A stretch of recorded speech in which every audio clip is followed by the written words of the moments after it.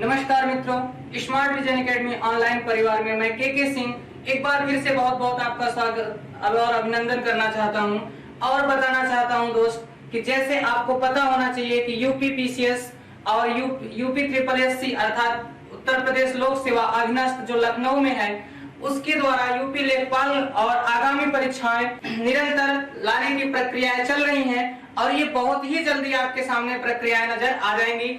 इसी क्रम में ध्यान में रखते हुए स्मार्ट विजन एकेडमी प्लेटफॉर्म ने एक और नया प्लानिंग स्टार्ट किया है जिससे पर डे का आपको हर दिन का समसामयिकी जिसे आप करंट अफेयर्स के नाम से जानते हैं वो आप तक पहुंचाने का प्रयास किया जाएगा। तो प्लीज आप हमारे चैनल के साथ जुड़िए और आपको करंट अफेयर्स की वो सुविधाएं दी जाएंगी जो कहीं भी नहीं मिलता है और हम आपको प्रयास करेंगे कि आपको माइंड मेकअप कराने के लिए और याद कराने के लिए जो भी चीजें होंगी विथ मैपिंग, विथ फॉर्मेट और विथ जिसे आप कहते हैं कंटेक्स्ट के रूप में आप तक प्रोवाइड कराएंगे और स्मार्ट विजन एकेडमी परिवार के द्वारा आप तक पहुंचाए जाने का प्रयास लगातार किया जा रहा है और आपके भविष्य को सुचारू रूप से आगे बढ़ाने के लिए भी हम अग्रसर हैं। तो आइए देखते हैं समसामयिक घटनाक्रम में कौन कौन सी चीजें आपको पढ़ना है। जैसे दोस्तों आपको पता ही होगा कि ये करंट अफेयर्स का पार्ट कोई सब्जेक्ट के रूप में ना होकर बहुत बड़ा ब्रॉडवे सिलेबस है। तो इस ब्रॉडवे सिलेबस जो आप देख के घबराते हैं कि करंट अफेयर और किसी भी एग्जाम में कम से कम, अब यहाँ पर हम चर्चा करें तो किसी भी एग्जाम में जो समसामयिकी होते हैं, जो समसामयिक घटना होती है जिसे आप करंट अफेयर, जिसे आप क्या कहते हैं, करंट अफेयर्स के नाम से जानते हैं। ये करंट अफेयर्स जो होता है तो ये करंट अफेयर्स का जो सिलेबस होता है जिसे आप सिलेबस के नाम से जानते हैं, तो ये सिलेबस बहुत ही बड़ा है और हर एग्जाम में, प्रत्येक एग्जाम में, प्रत्येक परीक्षा में और इस प्रत्येक परीक्षा में कम से कम आपको 20 से 25 क्वेश्चन दिखाई पड़ते हैं। जैसे आप देखेंगे कि यूपी पीसीएस 2019 में करंट अफेयर्स के, करंट के 25 से 30 क्वेश्चन, 25 से 30 प्रश्न दिखाई पड़े।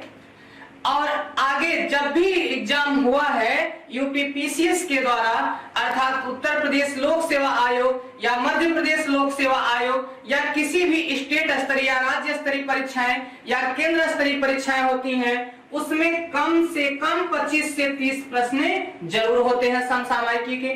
तो ये 25 से 30 प्रश्न आपके एग्जाम को क्वालिफाई करने में, सफल बनाने में एक अपना रोल अदा कर देता है, महत्वपूर्ण भूमिका निभाता है। तो इसी को ध्यान में रखते हुए स्मार्ट विजन एकेडमी में मैं के सिंह आपको फिर से समसामयिकी के बारे में बताऊंगा और इसे बताने का क्रम हमारा क्या होगा ये भी आपके सामने हम रखेंगे कि इस क्रम में आप समसामयिकी पढ़ेंगे दोस्त तो आपको क्या होगी, बहुत ही सुविधा पड़ेगी और आप इससे घबराएंगे नहीं और आपका परिणाम निश्चित ही आपके पक्ष में होगा।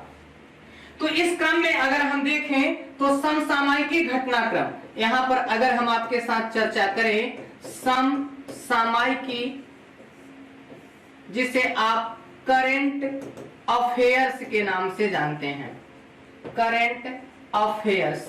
अब इस करंट अफेयर्स या समसामयिकी घटनाक्रम को, तो अब यहां पर आप देखें कि ये जो आपका करंट अफेयर्स है, जो आपका ये करंट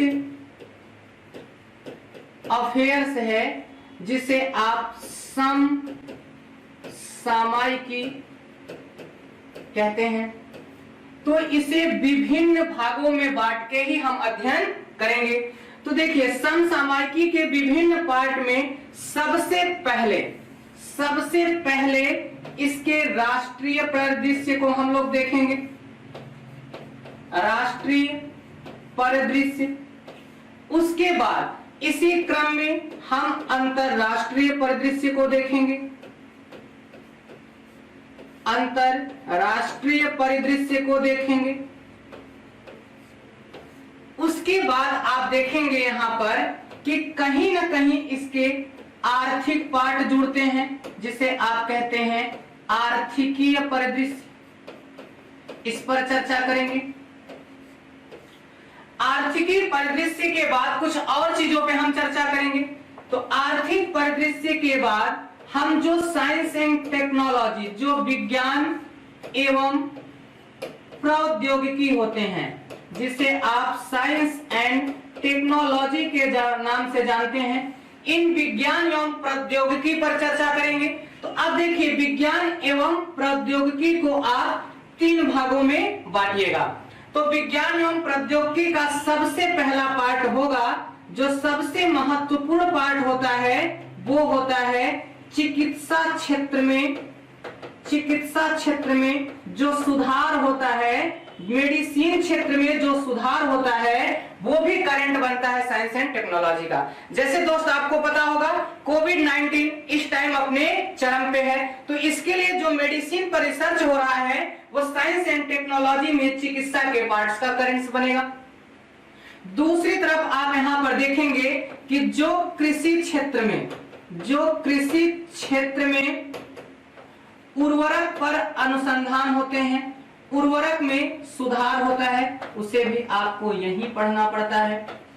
उसके बाद आप देखेंगे, और यहां पर आप तीसरा पार्ट देखेंगे कि जो आपका बनता है रक्षा क्षेत्र अनुसंधान, जो डिफेंस सेक्टर आता है, रक्षा क्षेत्र में सुधार। जैसे अभी देखिएगा, जो विभिन्न प्रकार की मिसाइलें होती हैं, विभिन्न प्रकार के उपकरण होते हैं, जैसे आप देखेंगे PSLV और GSLV के लॉन्च के द्वारा विभिन्न प्रकार के उपग्रह छोड़े जाते हैं। ये सब साइंस एंड टेक्नोलॉजी में रक्षा क्षेत्र में क्या होता है, ये सुधार होता है। तो इस सुधार को भी हम विज्ञान एवं प्रौद्योगिकी के जैसे जगह पर देखेंगे। अब देखिए, इसमें कुछ पार्ट जुड़ते हैं, जैसे होता है यहाँ पर आपको दिए जाते हैं पुरस्कार, और इस पुरस्कार को आप 2 भागों में बांट सकते हैं। एक तो होता है आपका राष्ट्रीय पुरस्कार। क्या होता है? पहला होता है आपका राष्ट्रीय पुरस्कार, और दूसरा होता है आपका इंटरनेशनल या अंतरराष्ट्रीय पुरस्कार। क्या क्या होगा? तो पहला होगा राष्ट्रीय और दूसरा होगा अंतरराष्ट्रीय पुरस्कार। तो दोस्तों, आपको पता होना चाहिए कि इतने तरीके से भी अभी कंप्लीट नहीं होता है समसामयिकी का पार्ट। तो इसमें कुछ और जुड़ता है, जैसे आप कहते हैं खेल जगत। अब यहाँ पर खेल जगत की बातों को भी हम चर्चा करेंगे। तो खेल जगत में जो महत्वपूर्ण चीजें होती हैं, उसमें जैसे आप देखते हैं आपका बैडमिंटन हुआ, दूसरा आप देखते हैं कि जैसे क्रिकेट हुआ, फुटबॉल हुआ, इन सब पर हम आपके, और विभिन्न प्रकार के और खेल शामिल होंगे, इन सब पर भी हम आपके साथ चर्चा करेंगे। उसके बाद आप देखेंगे कि समसामयिकी का बड़े पार्ट हैं और इसमें अभी भी कंप्लीट नहीं हुआ।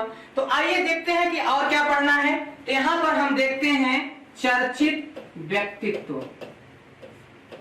अब इस चर्चित व्यक्तित्व की भी चर्चा हम आपके साथ करेंगे।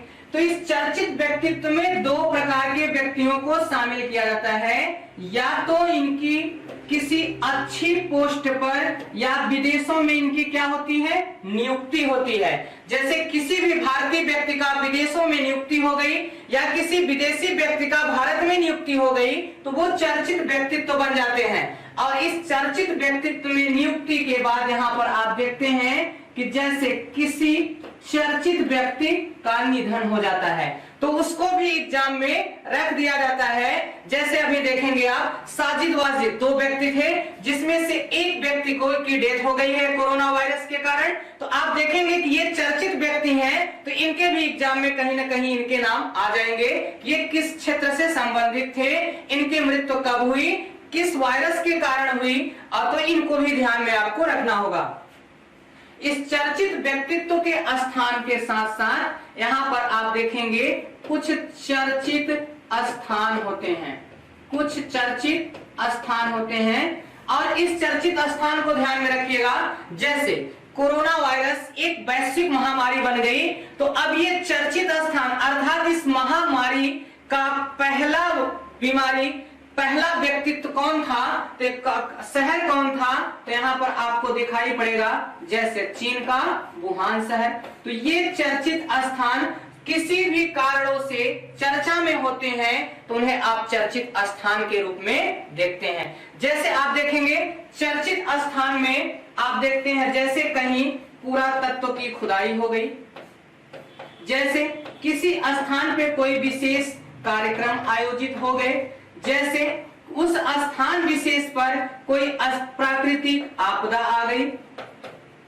इन सब के कारण जब वो स्थान चर्चा में हो जाएगा तो उसे चर्चित स्थान की श्रेणी में शामिल कर दिया जाता है। अब यहाँ पर देखिए, इतने के बावजूद भी करंट अफेयर्स का पार्ट कंप्लीट नहीं होता है, इसमें एक पार्ट और जुड़ेगा। तो इसमें एक पार्ट जो जुड़ेगा, इसमें पर्यावरण से संबंधित मुद्दे, पर्यावरण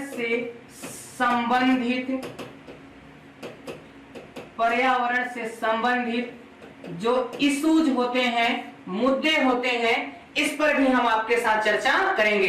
तो दोस्त आप देखिएगा, ये बहुत कठिन नहीं है, बहुत ही सरल है, लेकिन आप इसे सीक्वेंस में बांट के पढ़िएगा। जैसे आपको मैं बता रहा हूं कि ये सारी चीजें आपको यहाँ पर, तो आपको मैं बता रहा था कि समसामयिक घटनाक्रम को कैसे बांट के पढ़ना है। तो आपको मैं बताएं कि अब देखिएगा कि ये जो समसामयिक घटनाक्रम है, तो इस समसामयिक घटनाक्रम को, इस समसामयिक जो घटनाक्रम है, इस समसामयिक घटनाक्रम को आप देखिएगा। इस समसामयिक घटनाक्रम को जब आप देखेंगे, इस समसामयिक जो घटनाक्रम है, इसे आप महीने वाइज, जिसे आप कहते हैं महीने, जिसे यहां पर आप कह सकते हैं कि आप इसे मंथली वाइज भी बांट के पढ़ सकते हैं। मंथली वाइज भी जब पढ़िएगा तो हम आपको मंथली वाइज ही पढ़ाएंगे। तो मंथली वाइज में सबसे पहले उसका राष्ट्रीय परिदृश्य पे चर्चा करेंगे, फिर अब विभिन्न प्रकार के जो हमने सिलेबस डिफाइन किए हैं उस पे लगातार हम चर्चा हर दिन आपको कम से कम 20 से 30-40 मिनट तक आपको परिचर्चा करते नजर आएंगे और आपके आगामी एग्जाम में बहुत ही सुविधा नजर आएगी। तो अगर इसी क्रम में हम आपको कुछ चीजें डिफाइन करें कि देखिए कि इस मंथली वाइज में भी आप किस तरीके से पढ़ेंगे, तो जैसे हम अब यहां पर स्टार्ट करें कि इसका राष्ट्रीय परिदृश्य, इसमें कुछ चीजें हम आपको बता रहे हैं कि राष्ट्रीय परिदृश्य में कौन कौन सी चीजें इंपॉर्टेंट होती हैं जो आपके एग्जाम के लिए महत्वपूर्ण होता है। जैसे आप यहां पर देखिएगा कि अभी कोरोना वायरस एक वैश्विक महामारी का रूप ले चुका है। कोरोना वायरस क्या हो चुका है? वैश्विक महामारी का रूप ले चुका है। और वैश्विक महामारी कोई भी बीमारी या कोई भी बीमारी तब बनती है जब वो एक साथ, एक नहीं कम से कम 10 से ज्यादा देशों में दिखाई पड़ने लगेगी, 10 या इससे ज्यादा देशों में दिखाई पड़ने लगेगी, तो ऐसी बीमारी को वैश्विक महामारी के रूप में घोषित कर दिया जाता है, जिसे आप पेंडेमिक के नाम से भी जानते हैं। इनके साथ आप देखेंगे कि ये वैश्विक महामारी, जैसे आप देखेंगे कि 2009 में स्वाइन फ्लू, 2009 में स्वाइन फ्लू भी एक वैश्विक महामारी का रूप ले चुका था और कोरोना वायरस 2020 में वैश्विक महामारी का रूप ले चुका है। तो इस पर चर्चा करते हैं। तो अब आप यहां पर देखिएगा कि जब राष्ट्रीय परिदृश्य देखते हैं तो कोई चीजें चर्चित में होती हैं, उस पर किसी भी देश की सरकार के द्वारा कौन से बेहतर कार्य किए जा रहे हैं। जैसे अब यहां पर हम देखें कि कोरोना वायरस, अब इस कोरोना वायरस में एक वैश्विक महामारी में, कोरोना वायरस में भारत सरकार के द्वारा, भारत की सरकार के द्वारा या इंडियन गवर्नमेंट के द्वारा, भारत की सरकार के द्वारा उठाए गए कदम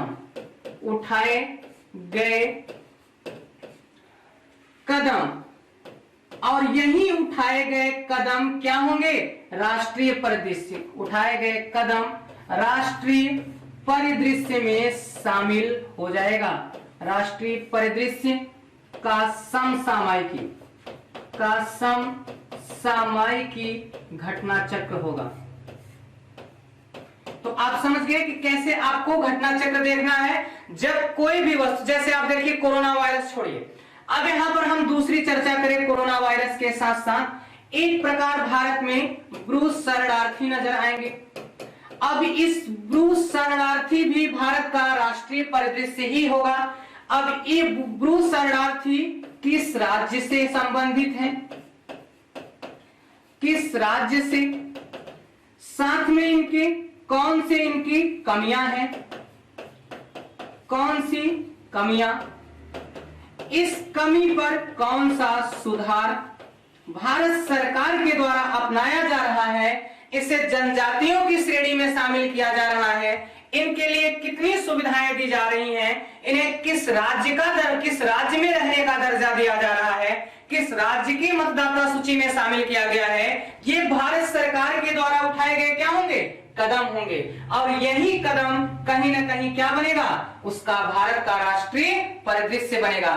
तो आइए दोस्त, इस राष्ट्रीय परिदृश्य के कदम में हम थोड़ी सी चर्चा आपके साथ कर लेते हैं, जिससे कल की क्लास या जो नेक्स्ट वीडियोस होंगे हमारे साथ आपके लिए, तो वो आपको एक राष्ट्रीय परिदृश्य का कड़ी होगा और उसी क्रम में हम निरंतर महीने वाइज आपको आगे लेकर बढ़ेंगे। और दूसरी चीज यही ध्यान दीजिएगा दोस्त कि जैसे आप देखते हैं कि कोई भी एग्जाम होता है, मैं आपको एक एग्जांपल बताऊं, जैसे आप देखेंगे यूपीएससी या संघ लोक सेवा आयोग, जो आईएएस का एग्जाम, जो भारत का सबसे बड़ा एग्जाम होता है, और यूपी या जिसे आप कहते हैं यूपीपीसीएस, एमपीपीसीएस या अन्य राज्य की सेवाएं, तो अन्य राज्य की जो लोक सेवा आयोग की परीक्षा होती है वो उस राज्य की सबसे बड़ी परीक्षा होती है। तो ये जो परीक्षाएं होती हैं दोस्त, वो जिस दिन, जैसे आप देखें कि 24 अक्टूबर को संघ लोक सेवा आयोग, जिसे आप यूपीएससी, जिसका मुख्यालय दिल्ली में है, उसने 24 अक्टूबर, माफ करिएगा 4 अक्टूबर में परीक्षाएं निर्धारित कर दी। तो अब आप यहां पर देखेंगे कि ये अक्टूबर में जो परीक्षा होगी, इससे पिछला 6 महीना अर्थात अक्टूबर से पीछे, जैसे आप देखेंगे अगस्त, सितंबर, अक्टूबर, जी नहीं, मई, जून, जुलाई, अगस्त, सितंबर और अक्टूबर, तो आपको कम से कम मई से लेकर अक्टूबर तक की घटनाओं को पढ़ना ही पड़ेगा इंपॉर्टेंट के रूप में। अब यहां पर मैं आपके साथ कुछ और बातें करूं, तो जैसे आप देखेंगे यूपीपीसीएस, उत्तर प्रदेश लोक सेवा आयोग, उत्तर प्रदेश लोक सेवा आयोग प्रयागराज,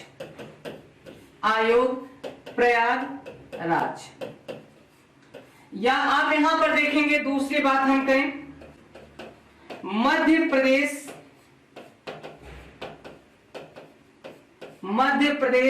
लोक सेवा आयोग, मध्य प्रदेश लोक सेवा आयोग इंदौर। जो आप मैक्सिमम एग्जाम देते हैं यहां पर देखिएगा, राजस्थान लोक सेवा आयोग अजमेर, राजस्थान लोक सेवा आयोग अजमेर। और चौथा जो आपके लिए इंपॉर्टेंट होता है वो है बीपीएससी, बिहार लोक सेवा आयोग पटना। इन 4 लोक सेवा आयोगों की बात आपके सामने हमने रख दिया, और ऊपर आपने देखा यूपी, माफ करिएगा, और देखेंगे आप तो यहां पर आपको लिखा मिलेगा संघ लोक सेवा आयोग, संघ लोक सेवा आयोग, या तो साथ में ही उत्तर प्रदेश लोक सेवा आयोग का एक अधीनस्थ आयोग है, अधीनस्थ आयोग है जो है लखनऊ में। कहां है? लखनऊ में है। इन सब के द्वारा जो आगामी परीक्षाएं आयोजित कराई जाएंगी, तो इन सब के द्वारा जो आगामी परीक्षाएं आयोजित कराई जाएंगी, इसमें कम से कम जिस डेट में या जिस मंथ में परीक्षाएं आयोजित होंगी, जिस महीने में परीक्षाएं आयोजित कराई जाएंगी, उससे पिछला 6 महीना, पिछला 6 मंथ आपके लिए इंपॉर्टेंट होगा। तो पीछे 6 महीने की तैयारी कराने के लिए स्मार्ट विजन एकेडमी प्लेटफॉर्म तैयार हो चुकी है और आपको पिछला 6 महीने से लेकर जब तक एग्जाम डेट आएगा तब तक का करंट अफेयर तैयार कराएगा स्मार्ट विजन एकेडमी प्लेटफॉर्म, जहां पर हमारे परिवार के सदस्य आपके साथ बहुत अच्छे से मेहनत करेंगे। और हम आपको एक और चीज बता दें कि जैसे लेखपाल, यूपी लेखपाल और एमपी पटवारी और साथ में यूपी पीसीएस के थ्रू होने वाला एग्जाम है बीईओ, जिसे आप खंड शिक्षा अधिकारी के नाम से जानते हैं। खंड शिक्षा अधिकारी के नाम से जानते हैं। ये परीक्षाएं जल्द ही आयोजित होंगी और साथ में यूपी पीसीएस 2020 का भी आयोजन होने वाला है। तो इन सब एग्जाम को ध्यान में रखते हुए स्मार्ट विजन एकेडमी प्लेटफॉर्म के द्वारा करंट अफेयर्स की तैयारी कराने का उद्देश्य स्टार्ट हो चुका है और अब हम इस पर पिछले 6 महीनों की तैयारी आपके साथ कराएंगे। और ये तैयारी किस आधार पर कराएंगे वो मैं आपके साथ बांट के बता चुका हूं कि किस आधार पर कराएंगे। और मैं आपको बताना चाहता हूं कि लेखपाल और बीईओ के जो प्रैक्टिस पेपर होंगे, जो साथ में यूपी पीसीएस भी शामिल है, इसके जो प्रैक्टिस पेपर होंगे ये जल्द ही हमारी संस्था के द्वारा, हमारे चैनल के द्वारा निःशुल्क रूप में कम से कम प्रीवियस ईयर के 200 क्वेश्चन, प्रीवियस ईयर पिछले वर्ष के एग्जाम के, पिछले परीक्षा के 200 कम से कम 200 क्वेश्चन प्रैक्टिस के रूप में निःशुल्क स्मार्ट विजन एकेडमी आप तक पहुंचाएगी। ये हमारा स्मार्ट विजन एकेडमी परिवार की तरफ से एक वादा है जो आपको धैर्यपूर्वक दिखाई पड़ेगा। तो इन सब के साथ हम आपको आज बताने जा रहे हैं कि राष्ट्रीय परिदृश्य में जैसे हम कोई एक टॉपिक उठाते हैं जो बहुत ही चर्चा में है, उस पर हम आपके साथ चर्चा कराते हैं। तो जैसे देखेंगे ये राष्ट्रीय परिदृश्य आपके सामने हम हेडिंग लगाते हैं। हेडिंग हुआ आपका राष्ट्रीय परिदृश्य। अब इस राष्ट्रीय परिदृश्य में एक हेडिंग आपके साथ हम लगाते हैं जो चर्चा में है। जैसे आप देखें चर्चा में क्यों, ये हमारा जो होगा वो चर्चा में क्यों। तो चर्चा में क्यों आपके साथ देखिएगा, ये जो पहला टॉपिक दिखाई पड़ेगा वो होगा वंदे भारत मिशन। यहां पर आप देखिए वंदे भारत मिशन, वंदे भारत मिशन और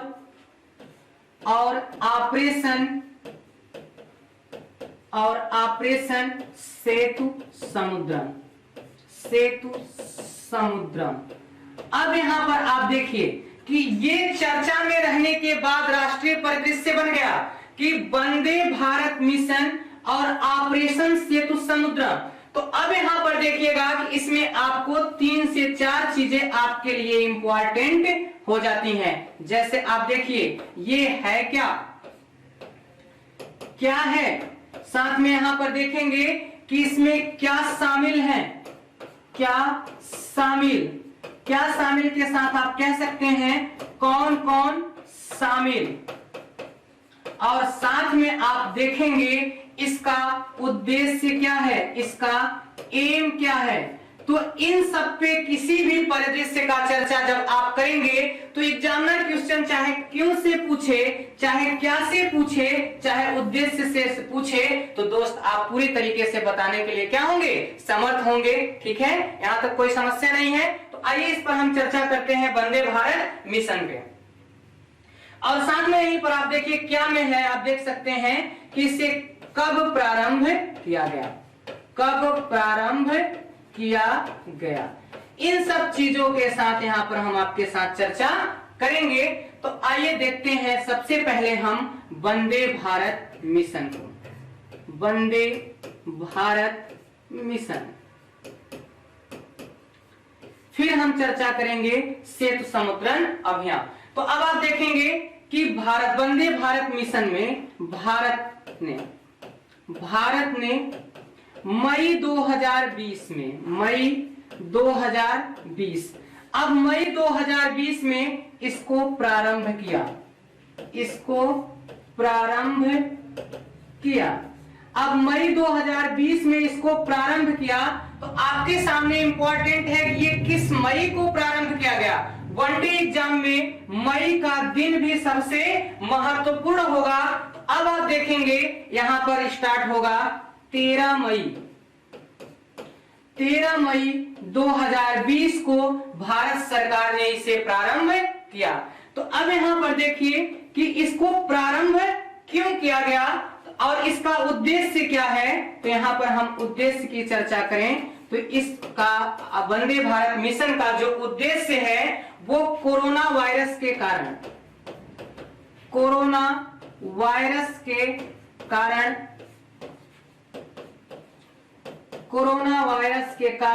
अन्य देशों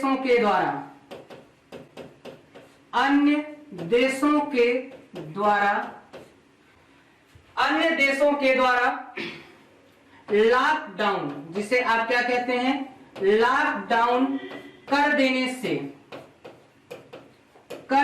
से जो भारतीय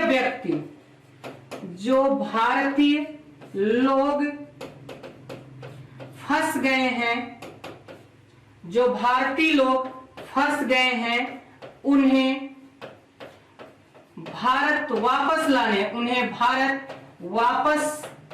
लाने की मुहिम। भारत लाने की क्या है, ये मुहिम है। अर्थात उन्हें भारत किस तरीके से लाया जाए, इसके लिए वंदे भारत मिशन अभियान चलाया गया। अब इस भारत मिशन अभियान में आपको कुछ और देखना है कि इस वंदे भारत मिशन के अभियान में कौन किसके द्वारा भारत के लोगों को जो विदेशों में फंस गए थे उन्हें लाया गया। तो अब यहां पर देखिएगा, इन्हें वायुयान के द्वारा, किसके द्वारा, वायुयान के द्वारा, जिसे आप एयरप्लेन कहते हैं, वायुयान के द्वारा भारत वापस लाया जाएगा। भारत वापस।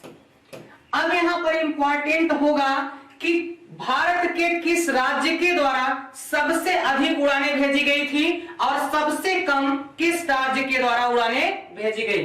तो भारत वापस मुहिम में आप देखिएगा हमारे साथ, वापस मुहिम में केरल राज्य, भारत का एक राज्य है, केरल राज्य के द्वारा सबसे अधिक उड़ानें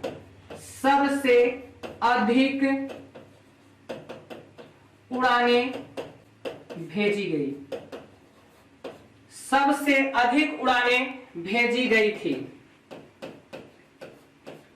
अब आप कहेंगे कि सबसे अधिक भेजी गई थी तो कितनी भेजी गई थी। तो इसके द्वारा 15, केरल राज्य के द्वारा 15 एयरप्लेन भेजा गया था और सबसे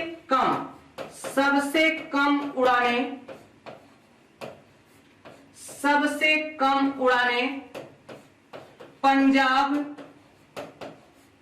पंजाब और यूपी के द्वारा भेजा गया।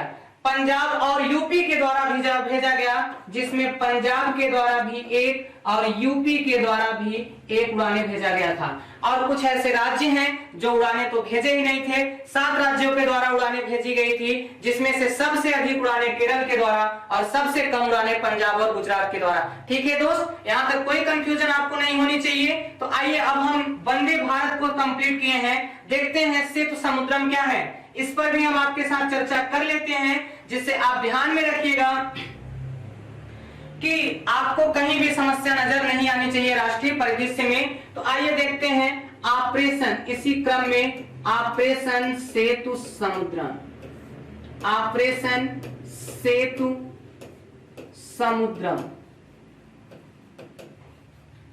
अब यहां पर हम आपके साथ चर्चा करेंगे ऑपरेशन सेतु समुद्रम की। तो अब यहां पर आप देखिएगा कि हवाई सेवा के अलावा, हवाई सेवा के अतिरिक्त समुद्री मार्ग के द्वारा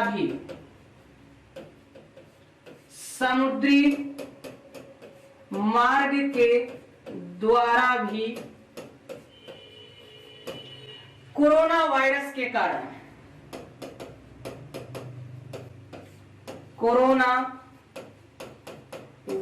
के कारण फंसे भारतीय को वापस लाया गया। वापस लाने का अभियान। यहां तक तो आपने देख लिया कि सेतु समुद्रम के द्वारा भी यही अभियान चलाया गया। तो अब आप यहां पर देखिएगा कि भारतीय नौसेना, कौन सी सेना? तो भारतीय नौसेना, और भारतीय नौसेना की जहाज जो है वो कार्य करेगी। और इस जहाज में 2 जहाज को शामिल किया जाता है जिसका नाम है जलाश्व। पहले का नाम है जलाश्व और दूसरे का नाम है क्या? मगर। तो जलाश्व और मगर के द्वारा माले तट से इन समुद्री अभियान या समुद्री रास्ते विदेशों में फंसे भारतीयों को बाहर लाए जाने का मुहिम चलाया गया। तो अब यहां पर देखेंगे, और इस मुहिम की शुरुआत कब से हुई, इस पर हम आपके साथ चर्चा करेंगे कि इस मुहिम की शुरुआत ऑपरेशन सेतु समुद्रम की जो शुरुआत होती है, इसकी शुरुआत 8 मई। इसकी शुरुआत कब की जाती है? तो इसकी शुरुआत 8 मई 2020 कब होती है? तो इसकी शुरुआत 8 मई 2020 में प्रारंभ हुई ऑपरेशन सेतु समुद्रम की। अब आप यहां पर देखेंगे कि इसमें एक और पॉइंट बड़ा ही इंपॉर्टेंट है जो आपको ध्यान में रखना है। तो इस इंपॉर्टेंट पॉइंट को आप ध्यान में रखिएगा कि इस ऑपरेशन सेतु समुद्रम का संचालन या संरक्षण किसके द्वारा किया गया। अगर आपसे एग्जाम में पूछता है कि ऑपरेशन सेतु समुद्रम का संबंध, तो आप बताएंगे किससे? कोरोना वायरस के कारण फंसे भारतीयों को भारत में लाए जाने की मुहिम। और आपसे पूछा जाएगा कि किसे किसे शामिल किया गया, तो जलाश्व और मगर को किस तट से शामिल किया गया, तो माले तट से। इसकी शुरुआत कब हुई, तो 8 मई 2020 से प्रारंभ होती है। और आपको एक चीज और ध्यान में रखना है जो आपकी परीक्षा के लिए, आगामी परीक्षा के लिए बहुत ही महत्वपूर्ण है कि इसका संचालन और संरक्षण किसके द्वारा किया गया। तो हम इस पर भी चर्चा करेंगे। तो अब यहां पर आप देखिएगा ऑपरेशन सेतु समुद्रम, ऑपरेशन सेतु समुद्रम, ऑपरेशन सेतु समुद्रम का संचालन एवं संरक्षण।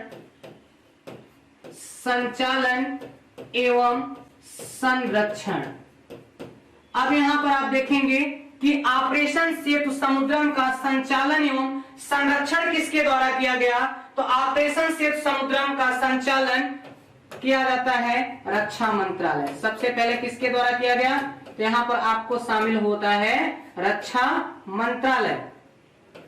दूसरी तरफ आप शामिल करेंगे विदेश मंत्रालय, रक्षा मंत्रालय, रक्षा मंत्रालय, विदेश मंत्रालय, रक्षा मंत्रालय, विदेश मंत्रालय, और यहां पर आपको दिखाई पड़ेगा स्वास्थ्य मंत्रालय,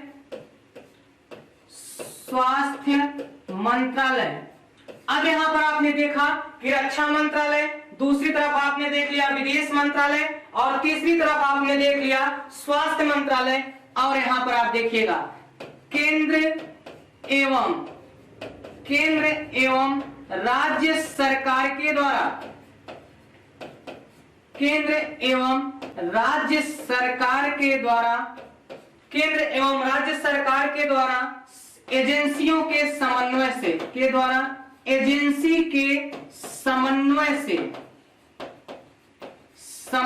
से, तो ऑपरेशन सेतु समुद्रम का संचालन किसके द्वारा संचालित किया गया?